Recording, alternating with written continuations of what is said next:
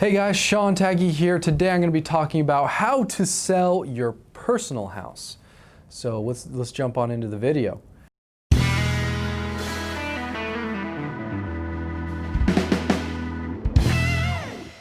All right guys, so what I am actually going through right now is selling my personal residence because I'm getting another house here in Memphis, Tennessee. Just kind of upgrading a little bit, getting a pool. And so what we're doing to sell my personal house. So here are the things that I think you should be doing when you're going to go and sell your personal house. Number one is get a good realtor to give you advice on the things you probably should renovate to get it up to par and raise the value in the property. So what I think is the big things that are going to help with the renovation, you're going to most likely want to renovate your property if you can and have the financial means to do it and maybe have some equity in your house because it'll give you the best bang for your buck most likely.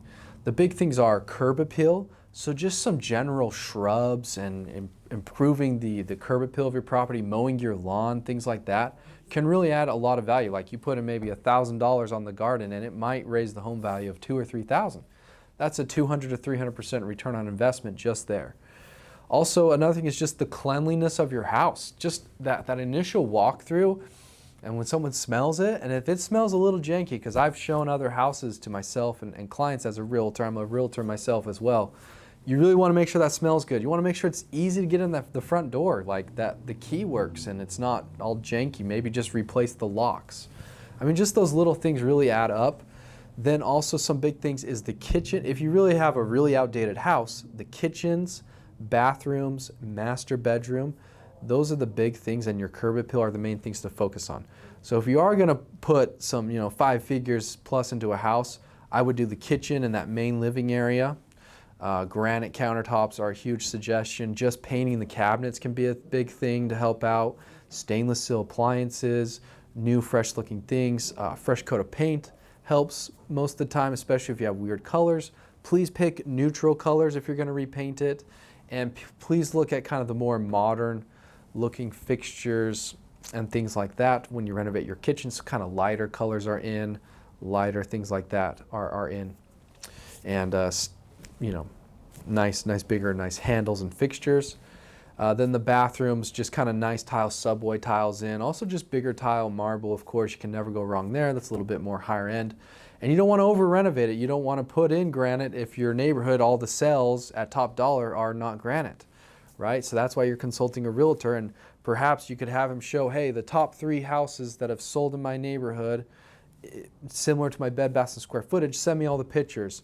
So you can look through the pictures and see how that was renovated, see what colors they're picking and the design.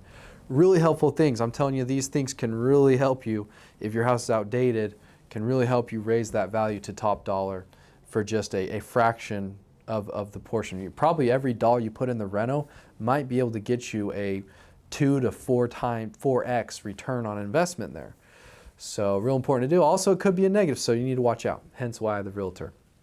Then, yeah, pick a good realtor. Maybe not just your closest friend. Maybe the guy out there who has a lot of experience would be someone I'd look for. But also maybe a friend might be great because they care about you. They have their best interest in it for you. Really, you just want an agent that's responsive is something to look for and knows the market, has experience. So if they have that, if they're smart and they're responsive and they care, would be good for you to have. Okay, pros and cons to having a realtor. You can have one. It does show your property to the most amount of people and most likely gets you the highest price. If you're savvy and if you're in a really, really hot market, which most people are in today, it isn't bad also just listing it for sell by owner. You might save that 6% listing commission. And what you would do though, what people are mostly scared about is like, oh, well, I don't know how to write up a contract or anything like that. You could just ask a title company to help write up that contract for you, and you'd be like, well, I'm going to use you, and they can just write it up to you for just a few $100s instead of paying 6% of the sale price. Also, you could potentially negotiate with your realtor and be like, hey, I just want you to list it, but I'll handle all the showings and I'll do all of this work. Maybe you could renegotiate the fee there, or could you just give me the contract to look over, and you could have a sale contract and you could fill in the blanks from there. I'm not an attorney or a lawyer. I'm not anything like that. Anyways, that's something you can do. And I'm saying all this as a real estate agent myself, Just kind of giving you things to consider because this is what I've done on my own personally. It is your personal house, and that is something you can do. It's your decision on how you want to sell it and with whom you want to sell it through too. So just explaining your options for you. So yeah, those are the things that, so then when you come to listing day, what you're gonna wanna do is just get it out on as many sites as you can. So make sure you're a realtor or yourself, if it goes through the MLS, that it syndicates to other websites. Zillow and your local Craigslist, all those things. It goes out to all those websites and it's posted everywhere. So that way everyone, if they're just looking on Zillow, they'll see that as well. If they're looking with an agent on the MLS, they'll find that as well. Then you wanna make sure that description's up to date. You give as much info as you can to your agent or yourself when you're posting everything.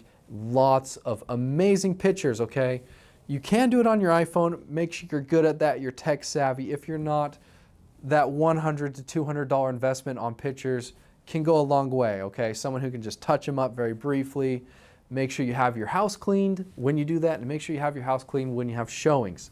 So that leads me into showings. Showings, I would suggest, if a realtor's looking, another realtor, and they're bringing their buyer, they're by the code of ethics to not steal anything in your house. Don't be too worried about that.